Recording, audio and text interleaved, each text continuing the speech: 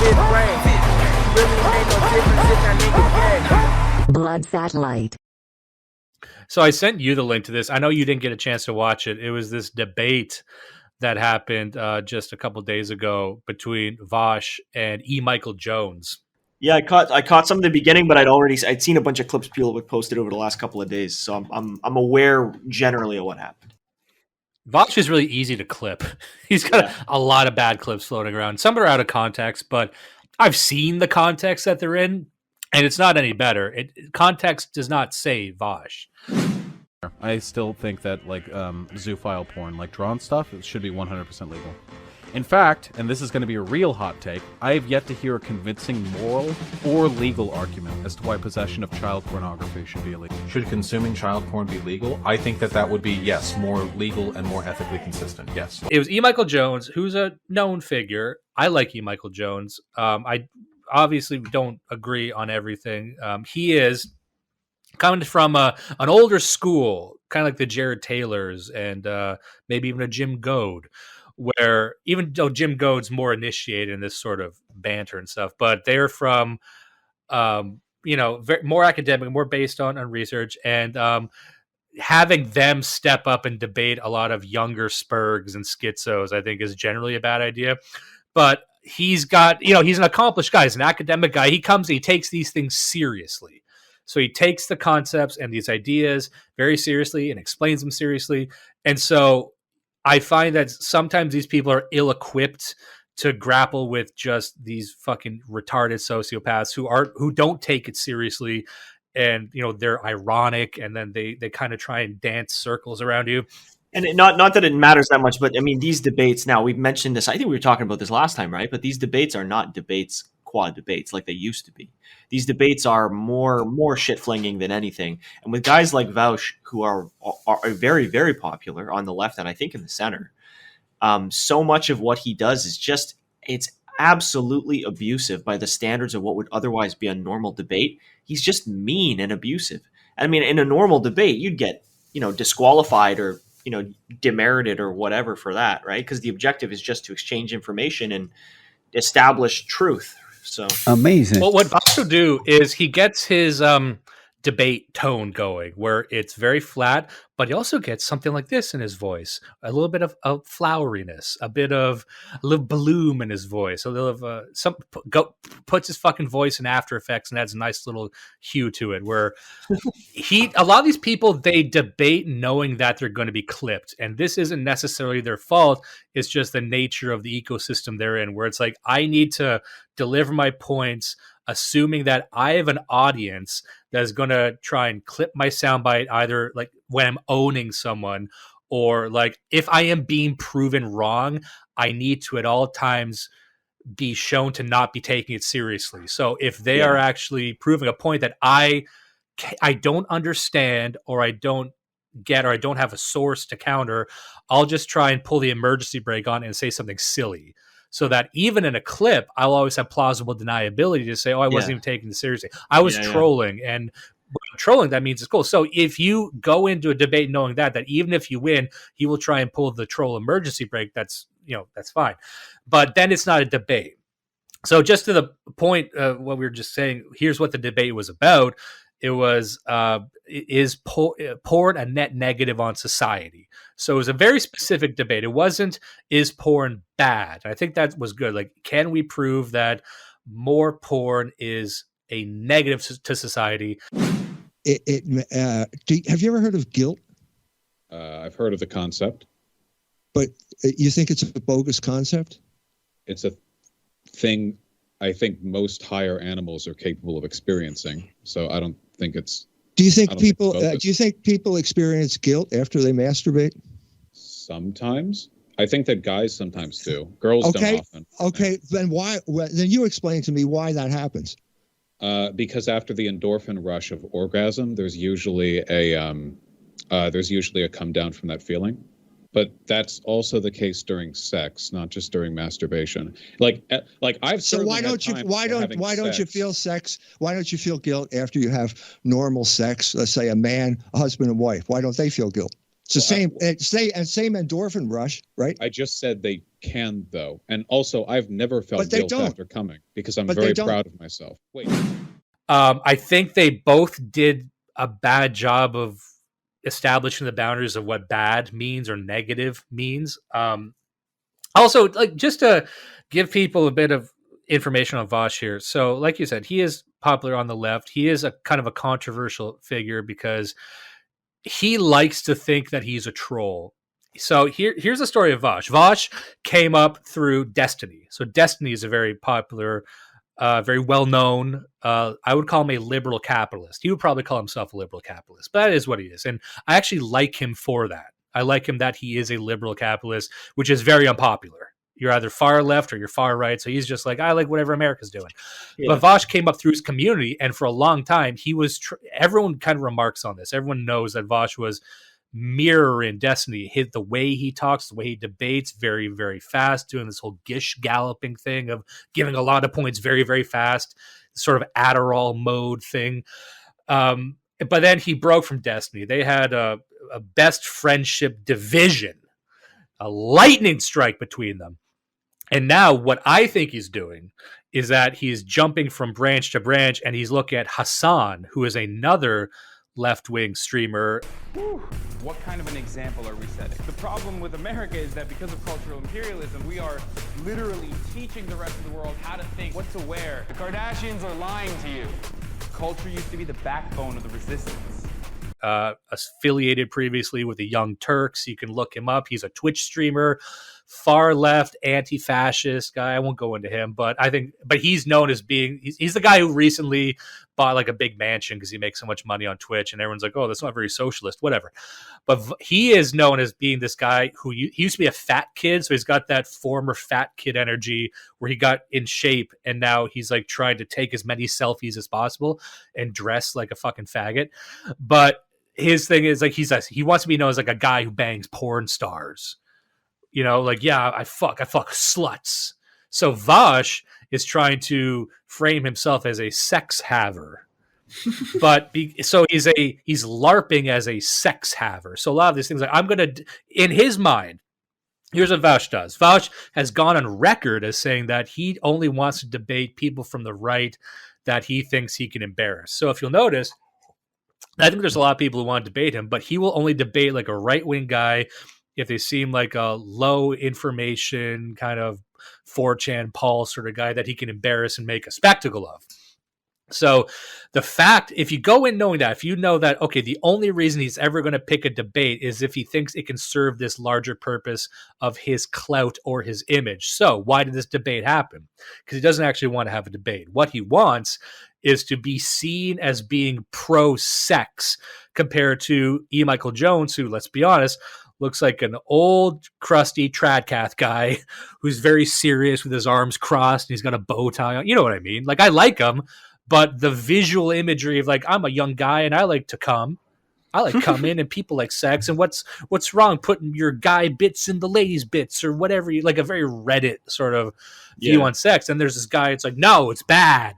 Jerking off is bad. It's dark. It's anti-Christ, you know, which is very viewed from a distance. You're like, okay, I get why you did this. You want to signal that you're a sex haver. You are not a sex haver. Vaush is not. He is a sex respecter, but he is not a sex haver. He's a guy who just went out and bought a lot of sleeveless shirts. He's like, this is what guys who have sex wear. They do not. Mac from It's Always Sunny in Philadelphia wears. He's a dildo in the ass haver. I would love the idea that Vaush actually based his sexual identity on Mac from It's Always Sunny. Yeah, it's like not getting the joke. But yeah, no, E. Michael Jones is too academic to realize he fell into a communist cum trap. Yeah. So this is Vaush laid out his very careful, his best laid plan was his communist cum trap to say he's on the side of cum. And all we had to do was watch. We could just watch this very serious man fall into the communist cum trap in horror. And, you know, this is where one of the main criticisms of Vaush would be that he's not really a leftist. And I kind of agree with this. He's a guy, like I just said, he's took his persona from the Destiny community and Destiny himself, and now he's trying to swing to another branch. But he also thinks he's a troll, but he's not. Kind of like like Michael Malice, but Michael Malice thinks that he's a troll, and he's not. His ego is too big to actually be a troll, because to be a troll, you have to be willing to make yourself look stupid, and you have to make yourself like look kind of like play the fool. And like Michael Malice, I like him. He will never play the fool, even if he does a joke where the joke is that he said something dumb or made a mistake, he will have to instinctively clarify later that's not. The troll who announces that he's a troll is not a troll. You can tell someone's not a troll by their haircut, essentially. It's if somebody who takes themselves seriously, right? That's why like Sam Hyde he could be a troll. Sam Hyde is a troll. Sam Hyde's entire career is one big troll. I'm not convinced that he isn't on their side, actually. But anyway, he's good at it. He's funny, and you get it. But you need to be willing to like grow your hair out weirdly. You have to like wear a really bad shirt, and then pose and make yourself look bad on purpose. Anyway, point is, and then Vaush learned all these internet terms, but he didn't come from those communities. And this is what Amir told you about that superpower broadcasting guy, the liberal. They'll say stuff like, "Oh, I guess you're a snowflake. You're a low T snowflake." Like, no, you heard that, and then you don't get it. You don't realize where it came from, and there's no vigor behind it. There's no joie de vivre in anything you say. So like Vaush will say, "Oh, I'm trolling you. Are you mad? Are you mad, bro? Why are you so mad, bro?" I'm like, well, that's an old meme, first of all. And then this is why people like him will still say, "Oh, I guess you're a precious snowflake. Are you triggered, precious snowflake?" I'm like, tell me why you think that's getting anybody. You know what I mean? Like, explain to me. You had appropriated these terms and you rolled them out because you think it makes you look cool, and it just sounds strange, and that's why your audience is so fucked up perverts. And anyway, like Vaush is the prototypical, despite the sex haver LARP, he is still a spiritual coomer. So like there's all these screenshots that are legitimate, valid screenshots of him like endorsing horse cocks, horse penises. He's a horse penisman. Yeah. You know, he likes that, and he sees a horse penis and he goes, I'll have what she's having. That's what he says. Wait, one second. I have to do this. I have to like get my best degenerate voice going. I love big cocks. Okay, I'll let you read it, but let me get what I have to do though. All right. Are you ready? Yep. All right, let's play it right now. Go. All right. I'll try to put it as neutrally as possible. I don't actually support bestiality, but I find it very hot conceptually. I love big cocks, and horse cocks are big as they come. Pretty nice looking too. The thought of somebody being so horny and cock hungry that they turn to an animal to slate their carnal interest is very hot. Like the idea of you curiously touching or stroking one, curiosity driven by raw sexual interest. I mean, you shouldn't touch a horse like that. No, of course you shouldn't. But you can fantasize about it and talk about it. This is anybody listening who's not aware of this. We're joking, but we're not joking. He actually does bring up horsecock in like every show. I don't know. I haven't watched that many, but like the number of clips that I've seen where it's like an analogy that he works into things that are not even related to sex, let alone dicks. And he wants to talk not about dicks, but about specifically horse dicks. So no, I don't think it's a joke, but he's into some bestiality, furry shit or something. He's got to be. Well, he is, and he might be using it now in an attempt to own it, in an attempt to say like, "Oh, I'm bringing this up because I'm trolling you." So here's what he did. One thing was someone took a screen cap of him. He was standing up in front of his camera, and he was wearing sweatpants on, and everyone could see that he's got a really small dick because you can see like the outline of it. And then so he started wearing sweatpants with the message "Stop staring at my dick" written on the crotch, which is kind of, that's quirky, that's kind of funny, but it does not defeat the purpose that you're still wearing sweatpants and everyone can see your tiny dick. You see what I'm saying? So also, I can't imagine being a grown man and a public figure and then wearing sweatpants when I'm in front of a camera. Is fucking insane. There's this case of this New York comedian named Jake Flores. Jake Flores is a kind of New York leftist anti-fascist type guy. He was associated with a lot of those like Chapo's Trap House, Come Town guys. And he was always just kind of a very, very Twitter guy. And one of the big reveals, I think in the last year, maybe the year before, was that he was in a porn. And he was in a porn. It was a humiliation, cuck porn. And then he basically, something had happened. He was with two women and they were like humiliating him. And he's on camera. It's very clearly him. And they're like dominatrix women and they're insulting him and calling his dick small. And then he has to eat his own cum at one point. Something like that, something really, really degrading. And then people found it and were laughing at him. I was like, yeah, I ate my own cum. It's pretty cool. 10 out of 10 would do again. And we're looking, and so that's them trying to own it. Yeah, like horse cocks is actually pretty based.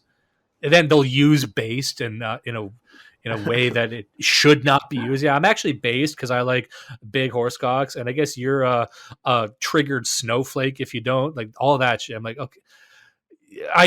This isn't having the effect. It's just you've made yourself into a Down syndrome person where I'm like, yes. Oh, you're just like, oh, I shit my pants. Well, what if I take my shitty pants and rub it all over my body? It's like, oh, okay. You're right. I guess I can't laugh at you. This is just pitiful now. Yeah. So it's like that old meme of Bugs Bunny, that comic where it's like, I used to get trolled, but then I started dressing up like a woman and kissing everyone. They can't troll you if you do a bunch of gay shit. I don't like doing it, but it works. Like, okay, I guess. Oh, and that's the thing. This is the point. Large point I was making was this is where E. Michael Jones has to fail because so I like E. Michael Jones, but he's not prepared to come into a bad faith sort of situation. And you could say it's bad faith, or you could say. Liberals do this a lot. Liberals will be like, oh, I'm just making sure you understand your point. So I'm going to treat this like an interview. So just before I forget this, the point I would like to give to people about these debates is don't treat it like a debate because they're not. Vaush doesn't and Destiny doesn't, to be honest. They treat it like an interview. So if you were to engage with someone like Vaush, the way to do it would be like Louis Theroux did. So Louis Theroux, the famous documentarian, like he would be like, I'm going to ask you questions. I'm going to get you to state what you actually believe. And that's how this whole dynamic is going to be. I'm not going to view this as a debate where I make a point and you make a counterpoint, because what they do is I'm going to make a point, then I'm just going to incessantly question and unpack and dissect until it's just a bunch of parts. And we actually don't have enough time for you to put those parts back together. So I'm just going to say, I'm like, look, he didn't put his things back together in time. I guess he doesn't have a point. I guess he's an idiot. I guess he's a mess. Look at him. He's a mess. He doesn't know what he's saying. So if you were to approach a Vaush or a Destiny, it's Vaush. I like to say Vaush. I don't know why. But approach like Louis Theroux would, like, just get him to explain his first positions and get him to actually, not even his first positions, because I doubt he has them. I doubt he's actually thought anything through to the very, very bottom. Try and get him just to give his anecdotal evidence. So one thing that they got cut up on was, so at one point, E. Michael Jones, he raised an interesting point where it's like, guys tend to feel guilty after they masturbate. Why would you think that is? And Vaush went off saying, well, it's an endorphin thing. People feel guilty after they masturbate for the same reason they feel guilty after they have sex, except I've never felt guilty after coming. I'm like, okay, wait, stop there. You got him. There you go. Nailed it. Throw the lasso now. Okay, he's gone into anecdotal territory, and he won't give you much. He'll try as hard as he can. So he gave you something. Also proved that Vaush is a virgin. You feel embarrassed after coming from masturbating the same way you feel embarrassed after sex. Wait. Nobody feels embarrassed after sex unless you're raping someone or fucking a retard. Like that's totally out to lunch. Don't go into the endorphin thing, because he's going to try. He doesn't know about science. He's banking that you don't know enough about endorphins and all that stuff too. So, but just going to guilty. So, have you never felt guilty after having sex? Let's talk about that. That's how you do this, because he'll let things slide because he actually doesn't do any research. He doesn't do any preparation. Yeah. He will argue, and we were trying to predict this debate before we went into it. And I was saying, okay, here's what's going to happen. He's going to say that degeneracy doesn't exist if it has a net social benefit. Here's what the net social benefit is. It's that I think if people are jerking off more, that means they're too busy to do the things that could be negative. So you know, he didn't even bring up school shootings, I think, but he's like, oh, if there's incels, if they're jerking off, they're not going to do violence, something like that. So here's where he gets strung up. Here's what E. Michael Jones will say. This was kind of the summary of it, I think, where he will say, if you watch too much porn, he say it darkens your soul, whatever, but you will not be doing other things that you should be doing, like having sex and having procreation. Or he'll say too much porn is detrimental to civilization. Vaush can come back and say, okay, why is the end of civilization bad? I don't think the end of civilization is bad. I don't like the civilization. I think so. He'll actually agree with that. It is having an impact, maybe even a negative impact. He will just say, I don't see the negative as a negative. I see it as a positive. And if you had a moderator or some other third party who could parse that correctly for the viewer, that would be a clear loss for Vaush. But yeah, it's one of those smarmy things that if it's a bunch of 18-year-olds watching, then yeah. And this is something that we try and do where, you know, I will say fair enough, because sometimes people in debates, like, so E. Michael Jones is taking things for granted. He's saying that, oh, I'm going to be debating with someone who understands that civilization is good and these foundations, and he might or he might not, but just as a bad faith thing, and be like, okay, prove to me why, you know, this is bad. Prove to me, like, this is where people get trapped in the age of consent thing. It's like, okay, let's talk about consent. Let's prove to me that consent exists, shit like that. So he'll try and disassemble every one of your points, and then point to the disassembled point before you have time to reestablish it, because that takes time. There's not all the time in the world in this. Like, oh, I guess it's incomplete. Because it's incomplete, it doesn't matter. So in that sense, you don't even want to have a debate, because just the nature of the debate means that you're never going to even have the time or energy to establish why civilization is good. You know, he'll just try and off-road you onto some deep abstract philosophical point and say, oh, well, he's lost in the woods. I guess we're done. I guess I win.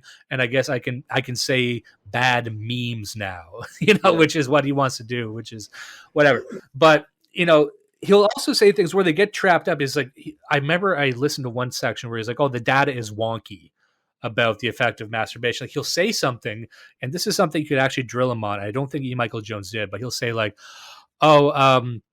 people masturbate less in rural areas because they're in rural areas. Or they also get married younger because they're in rural areas, you know, and there's a lot of reasons. So he'll fog the issue, but that, again, throw the lasso right there and say, okay, wait, hold on. So you're saying that rural people do certain things just because they are rural people. Like, rural people might masturbate less and get married younger just because they're rural. And you're hoping we don't stop the car at that point and get out and say, wait, what the fuck do you actually mean by that? So you're just saying correlation equals causation. You're saying, but what do rural people do that are different than city people? Let us unpack what a rural person is. Do they have different values? And are those values better or worse? We can, you know, so like that, he will want to breeze by that point where he'll say, oh, the data's, you know, conflicted, you know, there's debate about it, it's controversial. It's like, no, it's not.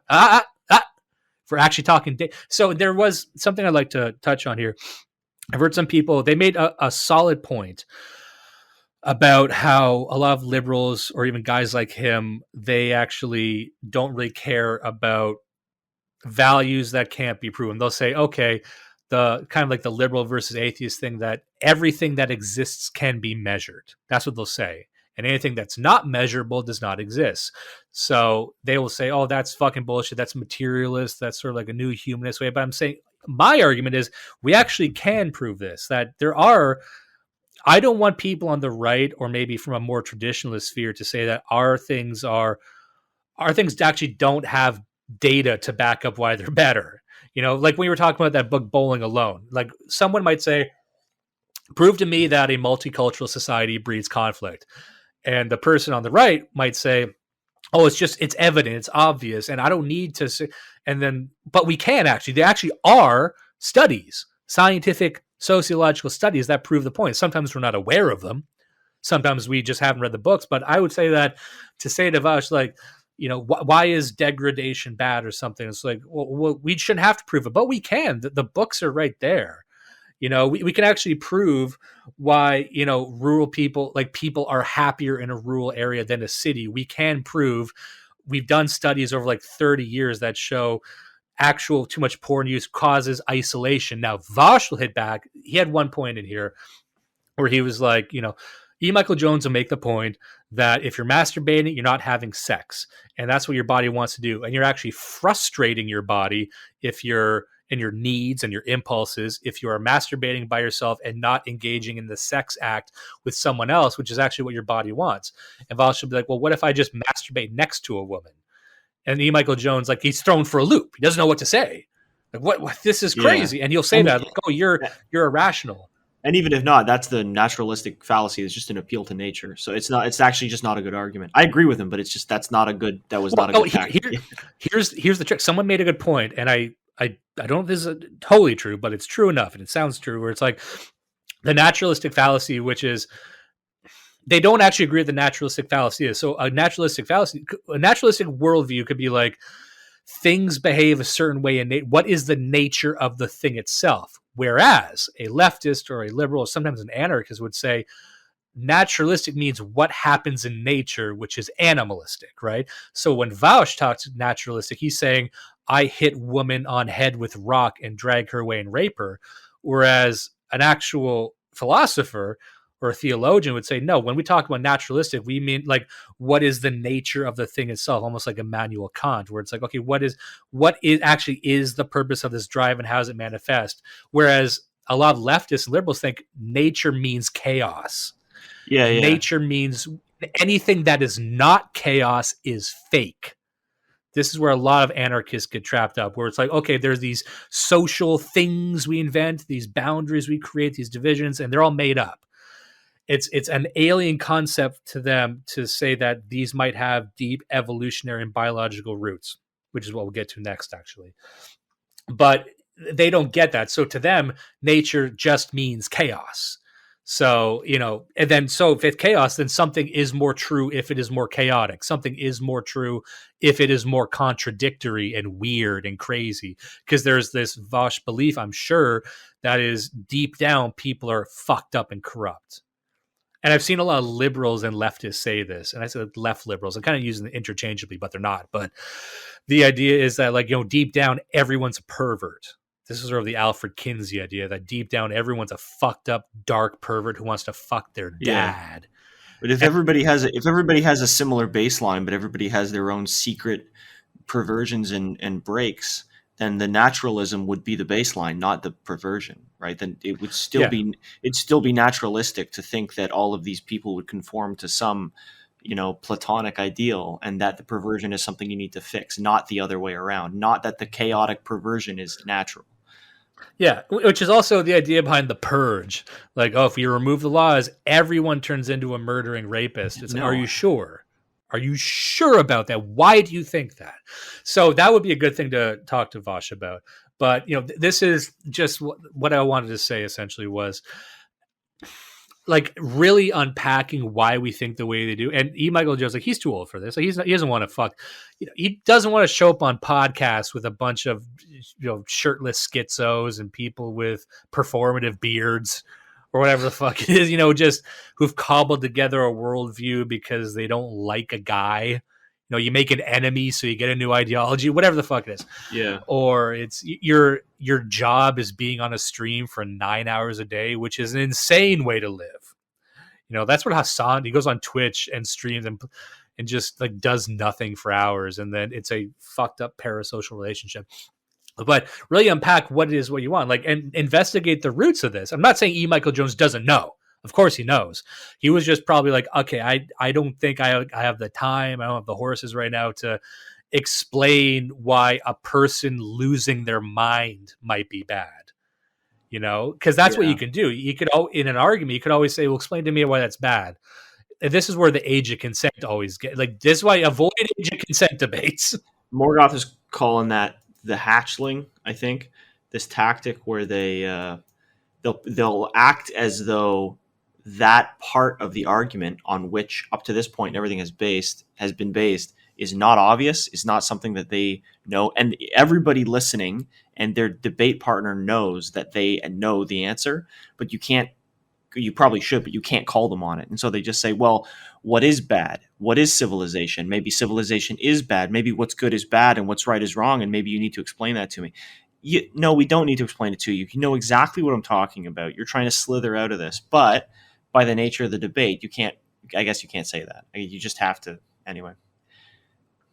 It's like arguing with a guy like Kantbot. It's like porn is bad. Define porn. Define bad. Define is. You loser. You idiot loser. I don't have time for this. I get. I mean, I get you don't want to talk. I'm sorry. That's the only way to engage with guys like this. Like, okay, I'm sorry. You're not interested. I thought we in were going to talk. Yeah, it's bad faith. The best way to describe it is just bad faith. Yeah, this is, or it's like it's bad faith for a purpose. It like I said, Vaush wants to be seen as a sex haver. He wants to be debating an old man, and he wants people to think like, here's a guy who has sex. Well, I don't think he has sex because Michael Jones has got like 4 kids, so he's had sex at least 4 times. I've seen zero evidence that Vaush has had sex. I've seen evidence that he's thought about sex with a horse. I see evidence that he's considered sex with an underage person. Yeah. Those are the only 2 pieces of evidence I got. I have not seen evidence of it. We have images of his ill-equipped nature to have sex. And we know he was engaged at one point to a huge woman, to a huge goblin person, some kind of lower deity of vice. We got evidence of that, but I've seen that. Look, all I'm saying is I know Michael Jones has had sex a few times. He's the real sex haver. He's already branded himself. You've got 2 kids. You've had sex at least twice. At least twice. Sometimes I can give off the energy that I've never had sex and that I only understand sex in the abstract. However, in this case, it is true, and I've had sex all the time. It should be every. It should be the nature of the debate that if ever you have these debates on sex or pornography or whatever, your wife has to be present. You should be having sex during the debate. It's called defining your terms. I can't talk sex with someone if I don't have evidence that if they have had sex or are currently having sex. What are your qualifications? That's right. It's called being in a sex state. Otherwise we can't even, we're ships in the night. That's right. So, Michael Jones, just a tip, like I'm not trying to talk the master here. Perhaps rent a female to give you a blowjob next time and point to, huh? Look at this. You like this? You mean Vaush? No, Michael Jones needs to be having sex on camera. Oh, during. Yes, during. He's already got 4 kids, though.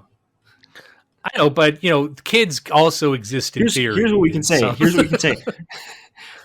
Not only, man, I don't want to piss on EMJ. I love the guy, but so we know his kids. We know Schrodinger's kids. Schrodinger's kids. We know he's had sex 4 times because he has 4 kids, but he's Catholic, which means he never wears a condom either. So in some ways, he's a greater sex haver than Vaush, even as doubtful as Vaush's sex is. I bet Vaush has had, because if you're a sex nerd like he is, you'll have compromised sex. You'll have sex with a lot of sauce put on it. It's like when you have a really shitty burger and you try and make up for it by having a lot of toppings. He has very topping heavy sex. So I can imagine it's like, oh, I have sex, but I got to bring out all these people have toys during sex are sick. They're sick people. And they should be shot. They should be marched in front of a fucking wall, and they should kiss the wall. I wanted to draw a bit of a parallel here too. There's people, the bulk of us, right? We go to the dollar store or to the grocery store, and we might pay for a head of cabbage with a coin or 2 that we had in our pocket, and that's what those coins are for. But a coin collector, someone who's devoted themselves as a hobby to collecting coins, they'll get coins at the flea market, they'll pick them up off the floor, they'll go to the beach with a metal detector, they got coins with rust, they got coins with shameful. Lime, they got coins with faces they don't recognize, with languages they can't speak. These are not the coins you want in your pocket, and they got loads of them, and they're so proud of themselves of all their dirty, disgusting, indecipherable coins. It's an affront to the Lord. Yes, it's an affront to divinity to engage with cum the way Vaush has engaged with it. Yeah. Vaush, in every sense, wants to be on the side of Semen And He if is. you enter into a debate with him, knowing that, you can defeat him. I was thinking that just a minute ago, and I was thinking it also the other day when I kicked that dumb fucking kid out of the chat for talking about age consent shit. And I know this is probably unpopular opinion, but there's certain things that I believe that I don't want to approach. That I'm not confident that. And I'm not confident that if I unpack that bag all the way down to the bottom, that I'd be able to put it all back together again. Like if your microwave breaks and you want to fix it, you don't want to take it all apart and put it back together because you don't know if you can do it. Like that's with age of consent. I'm very firm. I understand on a fundamental emotional human level. I know why it's important. It's hard to articulate, and I think I've watched other people try, and I'm terrified that working down to the bottom of it. It's not that I'm terrified it's wrong. I know it's right, but I'm terrified that I'm not the right guy to put it back together. And I think that's a conversation that's missing from this. We have a bunch of dopes like you and me and on all these other fucking losers talking about this shit, and how the conversation goes one way or the other is suddenly like you've solved the fucking question. In some cases, a question that's been asked by every man who's lived in the past 7,000 years. Fuck off. Why would your answer mean anything? Who cares? And more importantly, if you have all that matters, and this is a long theme for us, all that really matters is your coworkers and your wife and your kids and your family and your neighbors, right? So you disassembling your own culture and beliefs just so that you can have an internet argument and then not being able to put them back together again and causing some real schism in your social life that was a net loss for you. Why would you do that? And that's the reason I don't engage in some of these discussions, because there's some questions aren't worth asking. I'm a busy fucking guy. I don't want to have that discussion. Kind of like the example you gave before. It's like you got a car and the car is running pretty good. And then they say, well, how do you know the car is running pretty good unless you take that entire car apart? Yeah, why don't you just take it all apart? And then you actually don't know how to put it back together again perfectly. So then they could say, I guess it wasn't a very good car to begin with. It's a good thing we took it apart. You don't understand it. So I guess you weren't able to correctly say that I like this car because you can't rebuild it from scratch. I think that's the way that I look at it. I think before we get off, that's the way that I look at it, is using AOC as an example. AOC is something where I wish the outcomes were better. I'm not satisfied with the outcomes, but I recognize that to the extent that we have positive outcomes, it's related to our culture's current stance on AOC. I see that there's a correlation. Because I got in this quagmire in the chat. AOC means age of consent. It does not mean Alexandria Ocasio-Cortez. Again, I want to clarify. I want to clarify that when I'm saying AOC, I'm talking about both simultaneously, and I want responses from both interpretations. This kind of ties into what we were just talking about. So I read this book, and I want to give it justice because this was one of the best books I think I've read recently. Of the whole, we read a lot of books on the show, and we talk about them. But this one really, it stood out as one of like the top ones I've read. Because it ties into a lot of other books and it answers a lot of questions. And a lot of times when you get into doing research, especially historical research, if you're just a regular layperson, it's not like it's hard to do. It's not like learning what's a complicated math thing. This is where I get into the thing I want to say. It's not like learning, and I'll say a math thing that's actually really simple and everyone makes fun of me. I'm like, it's not like quadratic equations. And I'm like, oh, Dom doesn't know fucking quadratic equations. And shut up. I do. I just don't need to prove it. But a lot reading history, you kind of get into it, and the more history you learn, it's not actually that hard to do. Things come into focus. More questions are answered than you would think. So, learning about the French Revolution, learning about the roots of World War II, learning about things going on, the Enlightenment. What does that mean? What's the roots of liberalism?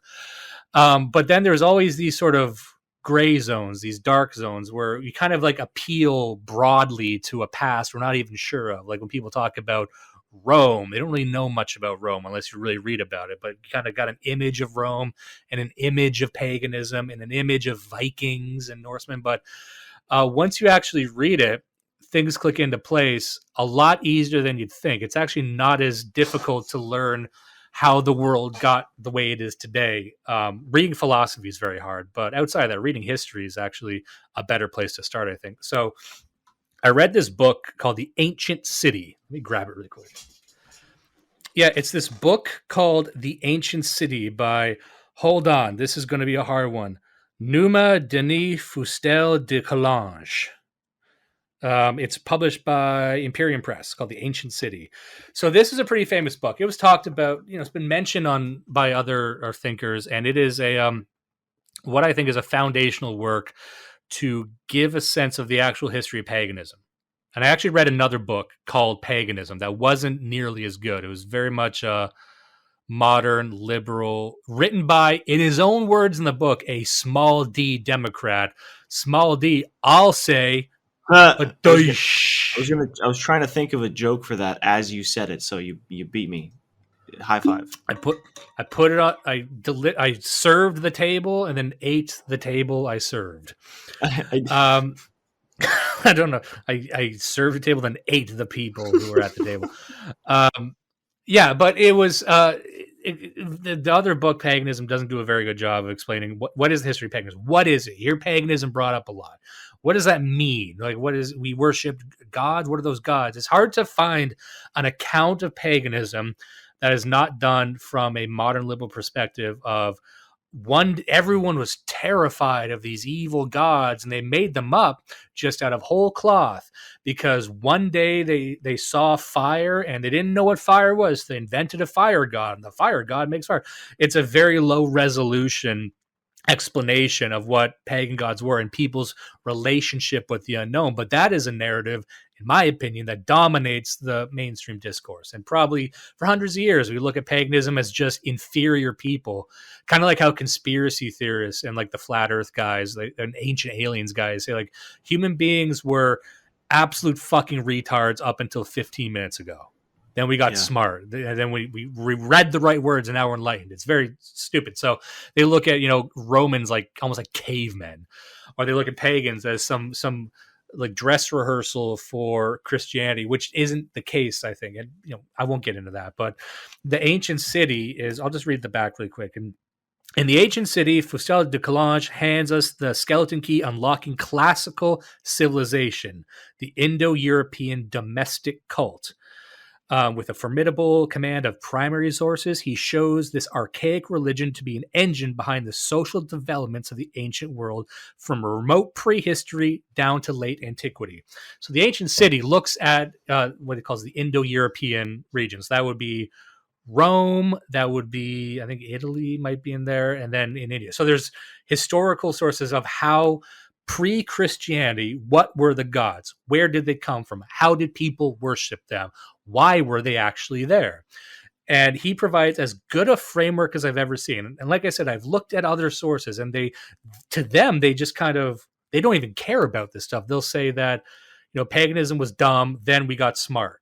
But then, like, was it really what actually happened there? So I'll just give you the overview. And this, I believe, relates to what we were just talking about, which is that you actually need to understand the guts of this mechanism, to understand why we did what they did, to find the good parts and the bad parts. But just having this sort of automatic low resolution understanding, I think, does it a disservice. So there's a few key points about where these gods came from. So it started off by the ancients counted the dead amongst the gods and worshipped them pre-Christianity. And this was all throughout Europe and India. So the gods you worshipped were just your ancestors, right? So the gods were like your father or your grandfather, and their bones were buried on your land. So you would have a tomb, and then you would worship at that tomb, and you would make appeals to your actual bloodline who are now in the spirit world, who had some kind of influence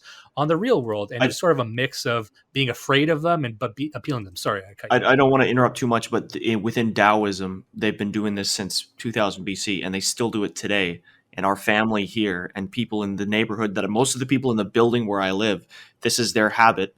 And it's infuriating to me because they burn incense to their ancestors and it clogs the hallway. But it's normal in Asia for people to worship their ancestors. Yeah, it's very, very normal.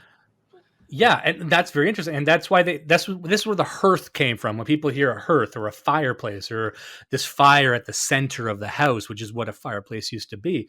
So the fire of the hearth was constantly going. You had to have a constant fire, and so you were tending this fire, kind of like the Olympic torch, or like we do that in America. There's like the eternal flame of democracy or whatever it is. But you had this fire, and the fire always had to be tended to, and it can't go. Literally, it can't go out. So you would tend this fire, and you would kind of pray at this fire, and you would have rituals around this fire, and have all your items around it. So it was like an altar in a sense, and you were praying to the spiritual world, to your ancestors.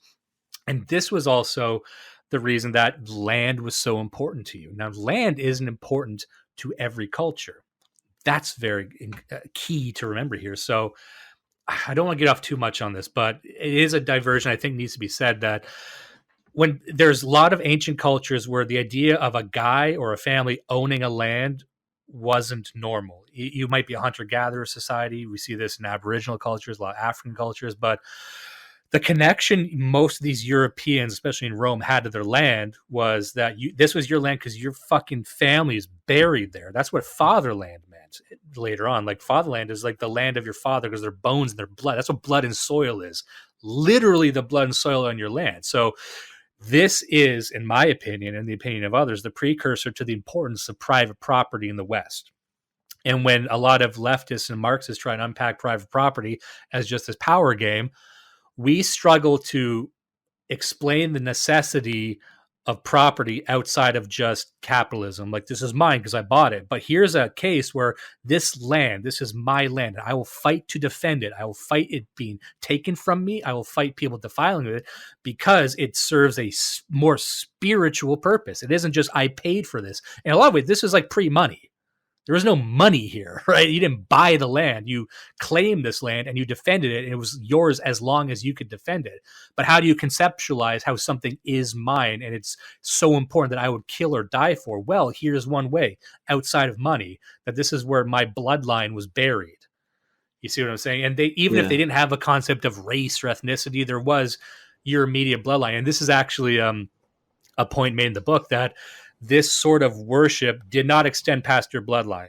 So you had your gods, and your neighbors, however far away they might be, had their own gods, and never the twain shall meet, and it was very, them worshiping your God. It didn't make sense. It didn't make any logical sense how you would share a God. It's no, I'm worshiping my ancestors. And, to the point where, and there's a funny thing in the book, that's why if you married off your daughter, this was a big deal. She was literally joining another house she abandoned your gods, abandoned your bloodline, and joined their bloodline and their gods. And it's like she's like a different person now, which is like a big deal. I don't know if they ever reconciled that, but that was mentioned in the book, that, marrying off is like becoming another type of person in a sense.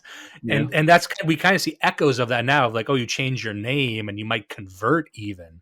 So there's sort of echoes and vibrations of but that. I mean, look, even it's interesting because even I mean, certainly for my wife and I, and I'm sure for you as well, there is a big change in your family dynamic when you marry off. And I'm sure it's not as bad as with them, but I mean, the way that you interact with your parents and with those families, the time you spend with them, the places that you are from week to week, like it is a big change. It can be a very emotional thing to make that change.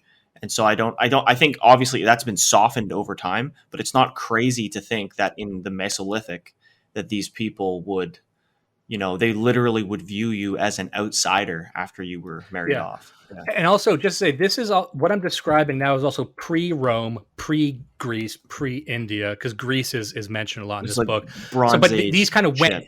Yeah, these went into Greece. This is the thing. When you look at Rome, a lot of these traditions kind of clashed up against the burgeoning Christian. So it's important to see Rome as a battleground for these ideas. Rome was a battleground between what you might call pagan beliefs and Christianity. So another thing that is mentioned, I don't know if this is 100% true, but it was mentioned in the other pagan book, and it makes sense to me, that paganism was a term invented by Christians almost to denounce them. So these people didn't call themselves pagans. They didn't have the concept of this thing called paganism. They just had, here's what we worship. And then Christians came along and said, oh, we're kind of painting with a broad brush. This is all paganism. Kind of like Jews might call every non-Jew a goy.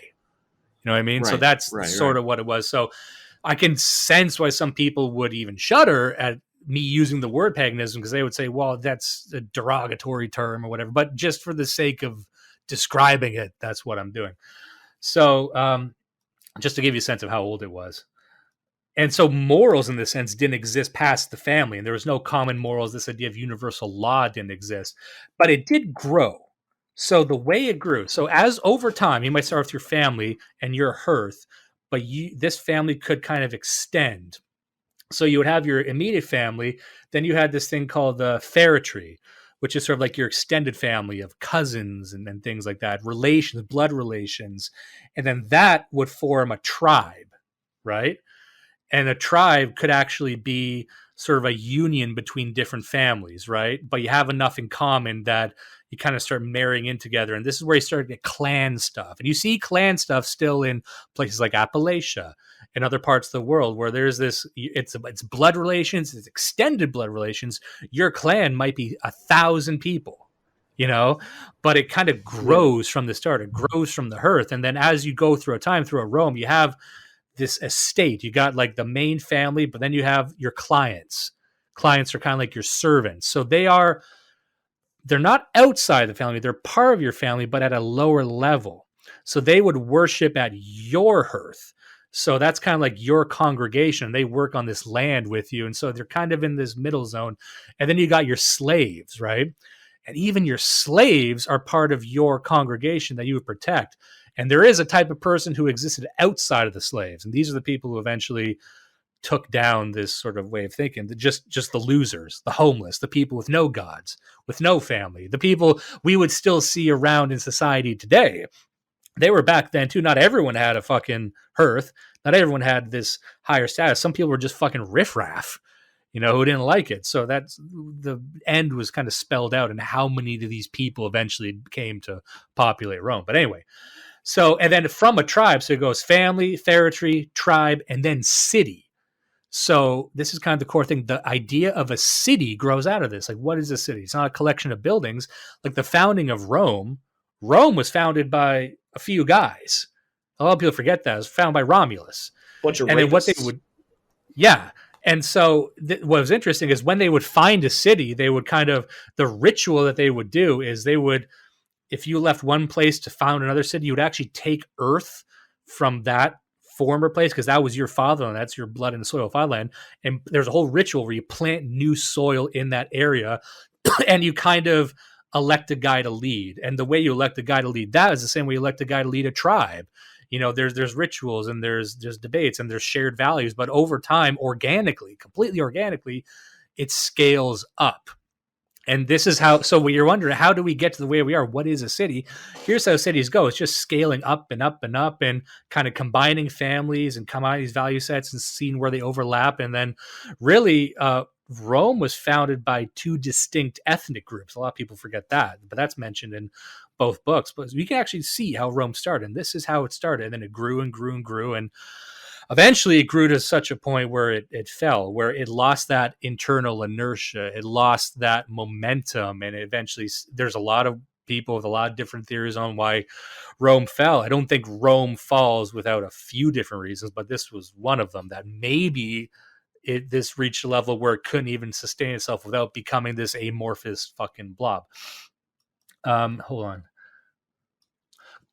And so, and as you can see how the founding of land and this precursor to private property is thing, and he makes a point where he says Germans, ancient Germans, the Germanic people, didn't really have a concept of private property, but it was in Italy and Greece and some of the Slavic culture where it's private property, and it sprung out of the hearth and the tomb and things like that. It's permanent and it's defendable. Whereas they would say, oh, you can work the land and you own the toils from your work, but you don't own the land itself. So it's similar but different. Similar where it's like, okay, we all share the land, but what I get from it, that's mine, but no one can own the land. This is different. I think that's significant. And what's interesting is to see how these predated the state. These predated laws. These predated writing them down on a fucking stone tablet in a lot of ways. So the idea that these things can just organize themselves organically. When we talked about the book Anthropomorphics by Dennis Bouvard, fantastic book that kind of ties into this of kind of trying to conceptualize like how does a group of people, irrespective, no laws, no state, maybe even no weapons, how they form their own hierarchy organically from nature and kind of build this system and kind of elect their own leaders and things like that, with language at the center and communication at the center. This is all tied to that. So when I read this book, I'm like, oh my God, I see these connections to how hierarchies are organic, because that is what the leftist or the Marxist or a lot of these social constructionists will tell you, is that, you know, everything is socially constructed. So that means it's meaningless. But if you can point to how these things organically create themselves, irrespective of a power structure, really, because what we're seeing, no king told them to do this. No emperor forced them to do this. It was kind of a negotiation between the family unit and nature and everything else. So that is to say that this form of life, this concept of hierarchy, is natural. It is organic. It's not unnatural, which is what a Vaush might say, like we were talking about before. And things we change over time. Like, you know, in this sense, there's a case to be made that maybe the unfairness of this is what led to the destruction. So in this is that, you know, girls were just meant to be married off, and a woman could not inherit her father's anything, and it can only go to a son. And it got to the point, so if the man died and he had no son, then his closest heir became inheritor and had to marry the daughter. So you got into situations where maybe it's the uncle. Maybe your daughter is marrying your brother. Or maybe the daughter has to marry your cousin. You see what I'm saying? So Yeah. maybe daughters didn't like that. And maybe that daughter was completely competent to run the household, but whatever. Or that, you know, the first son gets everything, but now you've got 3 or 4 or 5 other sons who didn't get it, who might be working against it, who wouldn't do that immediately, but over time they might. You know, and this is, you kind of see echoes of how that could. I'm not saying for or against, but I'm saying that later on in the book he describes how the inertia of this sort of momentum broke down because it got so big that you had internal power struggles like this. And we still do. We still see familial power struggles between heirs and cousins. That's what you watch the show Succession. There you go. Watch any fucking show and you'll see this.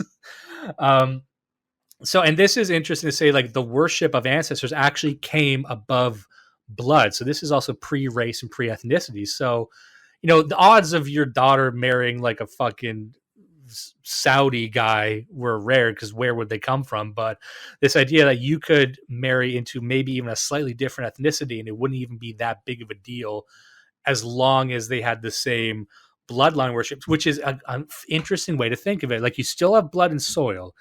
You still have almost like bloodline realism as a religion, but you are a bit more open to miscegenation in that. You see what I'm saying? Like, it's interesting. Once you actually break down the components of what this is, like, you would actually be more open to marrying a different ethnicity because you had such a strong bloodline spirituality in a very literal sense. Yeah, and there would be a spoken expectation that the person who is joining your bloodline would be joining you fully. You'd probably kill them if they didn't, even though you had asked them in the same way if you married your daughter off, that they're almost dead to you in a sense, right? So you don't, I mean, because again, most of the reasons, I think the largest reason we have an issue with miscegenation, and this bothers me when people frame miscegenation as it's like a scientific thing.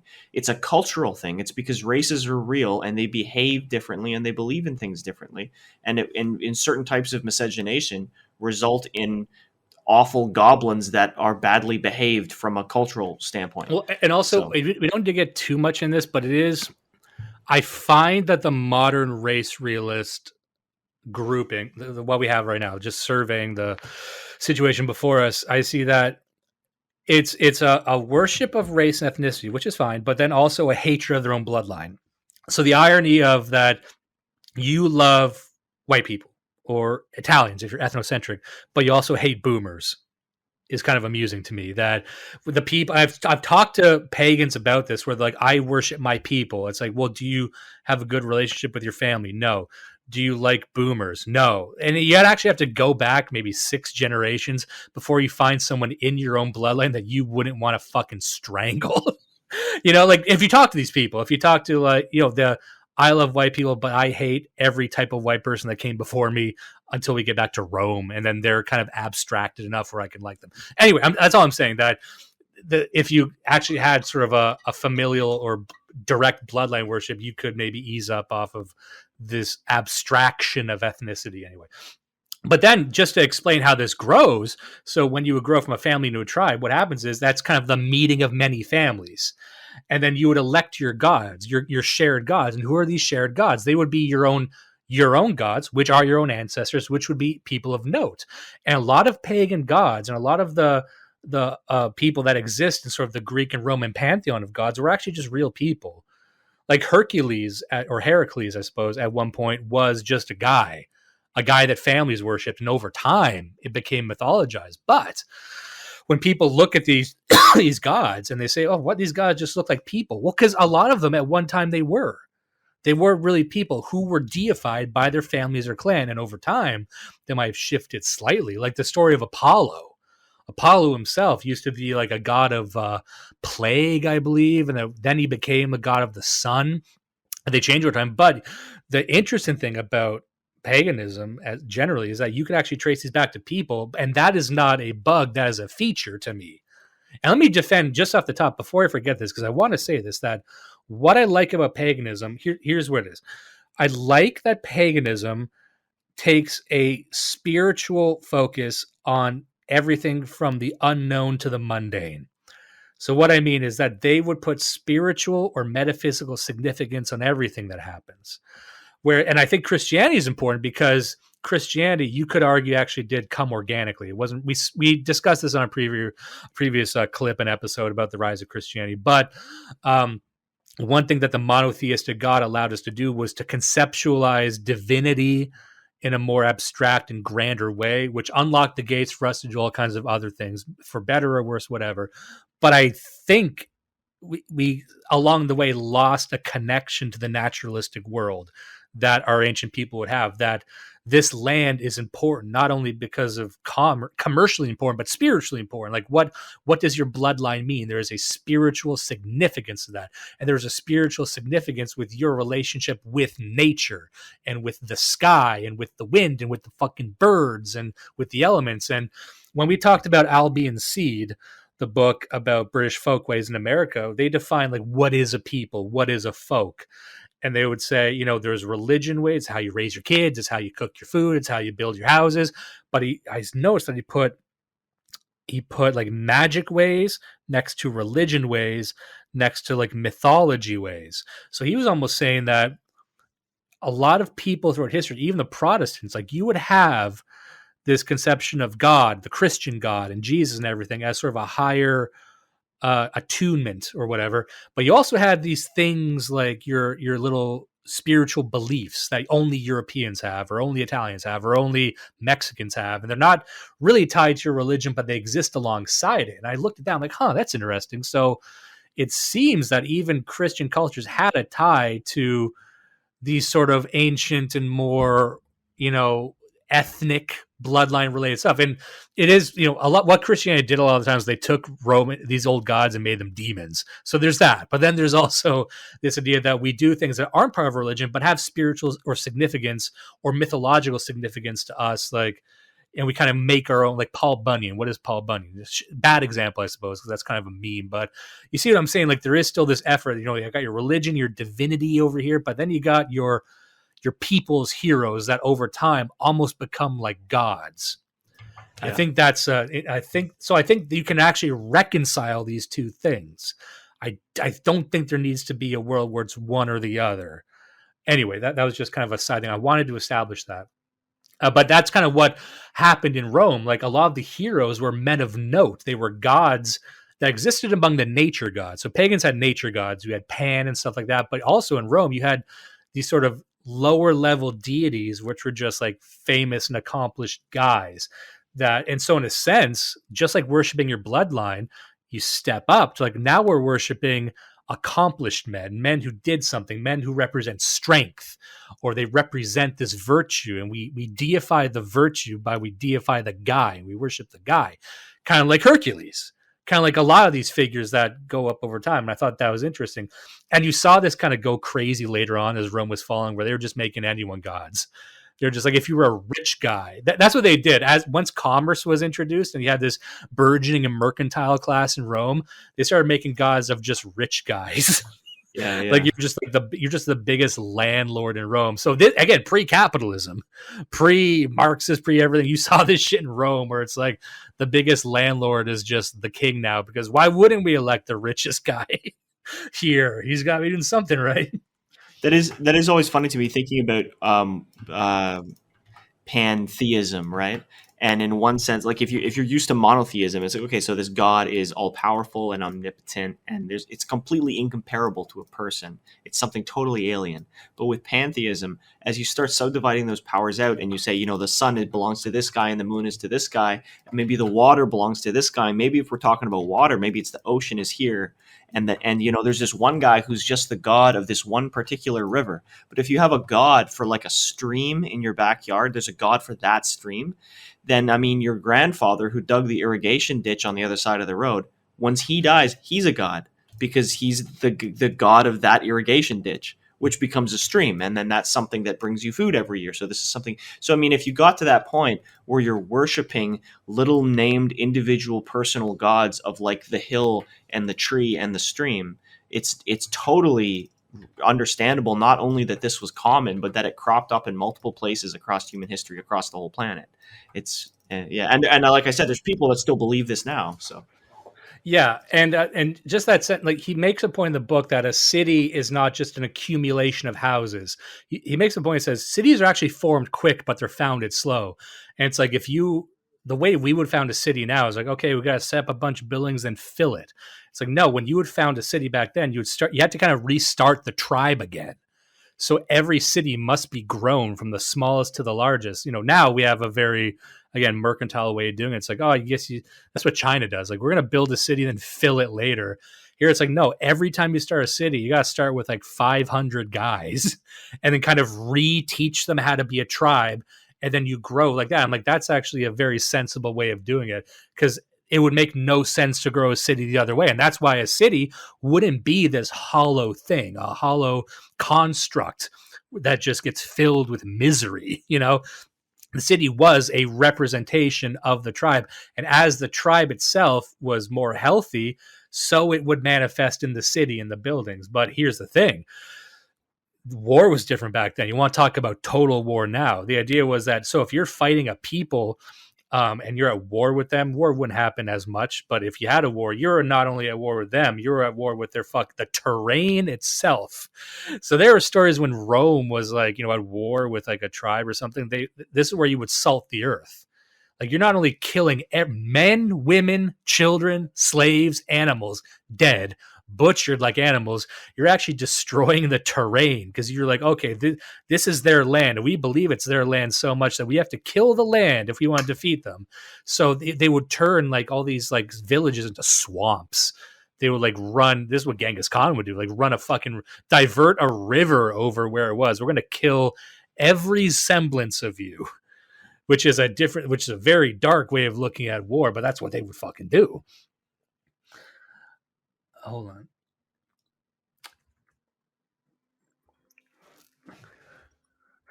And over time, we can get into like the fall of Rome. So I just like that section. That was my favorite section, because it showed how organically these things form, and the relationship people not only had with the known but the unknown, and how they understood divinity, and they would ritualize the real world. And I would hate to lose that. Then over time, as this develops, you get to the fall of Rome and the birth of the plebeian. And the plebeian as someone,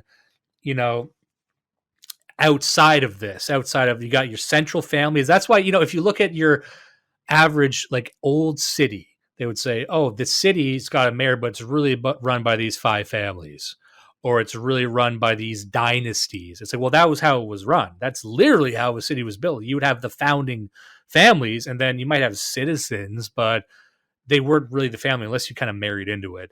And we still see that to this day. And some people would say, oh, that's a sign of corruption. I'm like, maybe that's also how it was always done. And it seems that what preceded the fall of every civilization was getting away from that. So the plebeians are sort of these outsiders. And this is where you get the Juvenalian high-low versus middle, where you have this mass of people who've got no gods, who are just the riffraff of the city, and they don't like the aristocracy. You can use them as a weapon against families you don't like. You know what I mean? And this is where kind of democracy comes from, because democracy comes from this just bunch of fucking individualistic riffraff who have no connection to the land or anything, saying, but we want power too. And that's why they become very mercantile. That's why we're going to elect a king. And so this is where a tyrant comes from. The word tyrant, we interpret it as like a mad king. A tyrant was traditionally known as something that the people elect to fight the aristocracy. They elect a king, but one that was not drawn up through the priest class, not drawn up through the religion or the families. He's a guy you pull from them and say, we're going to put you on top to help us. That was a tyrant, because a king would need to be sourced through the religion. Because remember, religion at this point, and traditionally, religion and law were the same thing. The priest class was extremely important. So if you don't come up through this system, you can be king. But this new idea that let's just elect an accomplished guy to do what we want to do, which usually ends with the downfall of the city or the civilization by some weird coincidence. Once you let the dregs run society, they get what they want, and you might have a period of seeming wealth, but it's this sort of their version of a hyper reality. You're worshiping gods. You don't know why you're worshiping them. You kind of do rituals out of habit. You start saying, oh, because someone's rich, they must be better than us. Stuff like that. You saw this in fucking Rome. This isn't like an industrial revolution thing. So that's why, like, once you read these books, you say, oh my God, the source code of our way of life and our civilization goes back so many thousands of years. And that's what I find interesting. And once you understand that, you see, oh, this wasn't just a random social construction. These are issues unique to these people. Now, we say it's Greece, it's Rome, it's maybe India. Maybe you can't say this is an African phenomenon. Maybe you can't say that this is exactly an Asian phenomenon. Like ancient China might run very, very similar, but different. A different concept of private property, a different concept of their relationship with the unknown. You get into Julius Evola and Spengler, you get into this stuff too. But I guess that's really what I wanted to establish with this. Do you have any thoughts on that? We won't go into like maybe one day later on we'll go into like plebeians and shit like that, but people are a bit more familiar with that. They're familiar with the fall of Rome, and we can get into a whole fucking thing with that. But in fact, here's the funny thing. One of the kings, Solon, Solon, Solon, he was one of these guys who was sort of in later Rome like this. And he said that the law, they invented the concept of a law, the law as this thing that floated above, that governed the individuals. This was thing. And he had said, Rome as we know it, civilization as we know it, it can only last a maximum of 100 years. They said this thing is now designed to change. So the idea that something is designed to change and evolve harkens back to Rome, arguably, in my opinion. And it was a new concept at one point. But even he had said, if we are to consider that progress is to occur, evolution is to occur, we're supposed to change with the people and meet the demands of the people. Realistically, any kingdom or empire can only last 100 years. Now, we can quibble over that exact length of time, but I like the idea that even back then they're saying, okay, if we're doing this can only be a short-term thing before it's radically changed, So if you're putting evolution and change and progress at the center of your civilization, arguably you don't even have a civilization at that point. You just have this state machine. Continue. No, I'm agreeing. Yeah. All right. So I actually do have to get going now, but that's what I wanted to say to people, that to, understand the root causes and the root stories, and, the worship the bloodline of your first principles, in a sense, and once you do that, once you see how these things actually organically grow and impact them, you might not be able to, you can still have people picking apart that, but you actually know how they all fit together. And you can say, and now that you understand it, do I think this is good? Because I think, like I said, you can look at the history of Christianity, look at the history of pagan bloodline worship and their relationship with nature and say, I think these things can coexist. I don't see why they can't. Maybe I'm way out to fucking lunch on this, but a lot of the arguments we get into, I'm like, I don't see. It seems that they found a way to run parallel for a lot of different people for a long time. I have not been paying that much attention over the past few years. I have been paying attention tonight. I think, from my perspective, this is untapped, uncharted territory to some extent. That the synthesis of those things is an open field that we could colonize.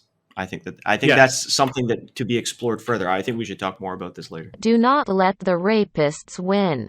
Listen and love Blood Satellite.